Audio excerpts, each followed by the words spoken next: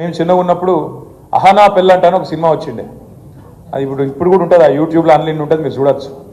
అందులో వాడు చాలా పీసిరోడు ఉంటాడు. ఆ కోట శ్రీనివాసరావు క్యారెక్టరు చాలా పీసిలో ఆయన ఉంటాడు. ఆయన ఏం చేస్తాడంటే, నువ్వు మా ఇంటికి రా, నేను చికెన్ పెడతా అంటాడు. పోతారు, వాడవాడు విడవడిగా ఇప్పుడు ఉంటారు కదా దోస్తులు అంటే, అప్పుడు ఇక పోతారు. పోతే ఏం చేస్తాడు ఎరికైనా, ఆడ కింద కూర్చోబెట్టి అన్నం పెట్టి అన్నంలో పచ్చడి వేసి ముంగట కోడిని ఎలాడదీస్తాడు. కోడిని ఎలాడదీసి చూసుకుంటా తిను అంటాడు. ఇదే చికెన్ అంటాడు. సేమ్ రేవంత్ రెడ్డి ప్రభుత్వం, కాంగ్రెస్ ప్రభుత్వం కూడా వీళ్ళ వ్యవహారం కూడా అట్లే ఉన్నది. మొదలు ఏం చెప్పిర్రు, 100 రోజుల్లో 6 గ్యారంటీలు అమలు చేసి తీర్థం.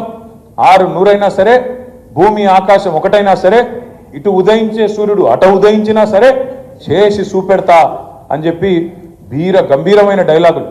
సినిమాలలో పాత ఎన్టీఆర్ కూడా కొట్టపోతుండే, అసలు డైలాగులు కొట్టిరు.